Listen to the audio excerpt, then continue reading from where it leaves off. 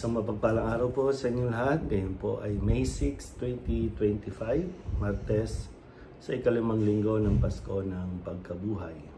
Ating po unang pagbasa at pagninilay sa araw na ito ay hinango mula sa mga gawa ng mga Apostol, chapter 7, verses 51 to chapter 8, verse 1. Noong mga araw na iyon, sinabi ni Esteban sa mga tao, sa matatanda at sa mga iskriba, "Napakatigas ng ulo ninyo. Di pa nagbabago ang inyong kalooban. Ayaw ninyong dinggin ang katotohanan.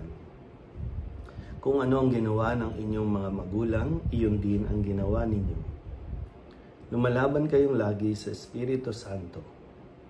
Sinong propeta ang hindi pinag-usig ng inyong mga ninuno?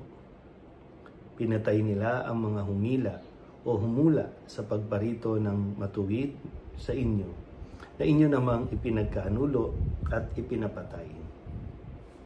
Tumanggap kayo ng kautosang ibinigay ng Diyos sa pamamagitan ng mga anghel, ngunit hindi ninyo tinatalima iyon.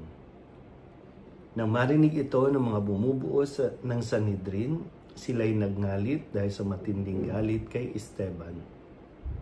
Ngunit si Esteban na puspos ng Espiritu Santo ay tumingin sa langit at nakita ang malingning na liwanag sa paligid ng Diyos at si Jesus na nasa kanyang kanan. Bukas ang kalangitan, sabi niya, at nakikita ko ang anak ng tao na nasa kanan ng Diyos. Tinakpan nila ang kanilang tainga at nagsigawan. Pagkatapos, sabay-sabay silang dumaluhong sa kanya. Kinaladkad nila si Esteban hanggang sa labas ng lungsod upang batuhin. Hinubad ng mga saksi ang kanilang mga kasuotan at iniwan sa isang binatang nagngangalang Saulo. At pinagbabato nila si Esteban na nananalangin naman ng ganito, "Panginoong Jesus, tanggapin mo ang aking espiritu." Lumuhod si Esteban at sumigaw ng malakas, "Panginoon, huwag mo na po silang panagutin sa kasalanang ito." At pagkasabi nito, siya'y namatay. Kasang-ayon si Saulo sa pagkamatay kay Esteban. Ang salita ng Diyos.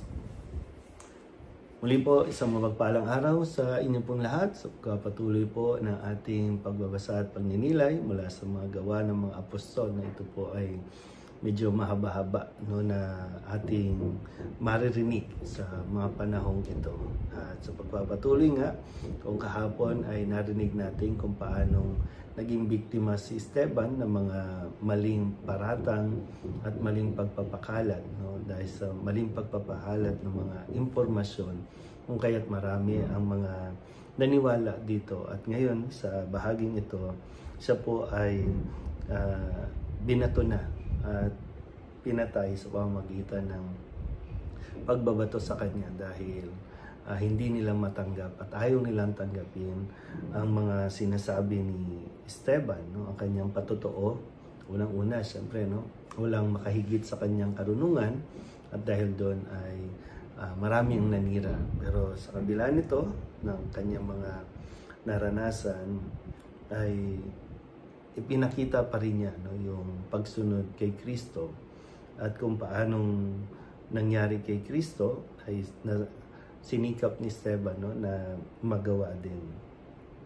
Very similar po, no, yung kanyang sinabi nung si Kristo ay mamamatay na sa krus. Sinabi na, "Ama, patawarin mo sila, di nila alam kanilang ginagawa." At ganoon din ngayon, habang sa huling sandali, no, na hininga ni Esteban, ay pinagdasal din niya ang lahat ng mga umuusig sa kanya at sinabi rin na wag na silang panagutin sa kasalanang ito. Na sadyang ganito po, no, ang hamon ng Ebanghelyo, na sa kabila ng pagpapahirap ng mga tao ay yung sila ay maipagdasal pa rin natin. Kung sino man yung mga nagpapahirap o mga umuusig ay sikapin din natin, no, na maisabuhay. Yung bang ang instinct kasi natin ay kapag tayo sinaktan ay gumanti. At nakakalimutan natin isabuhay yung aral ni Kristo na ibigin ang kaaway, ipanalangin ng mga umuusig. bagamat ito ay isang matinding hamon, pero kailangan natin sikapin na kung sakali ito ay dumating sa buhay natin, maranasan natin, lagi nating alalahanin ang mga salitang iniwan sa atin ng Panginoong Jesucristo. Muli po, isang mapagpalang araw sa inyo pong lahat.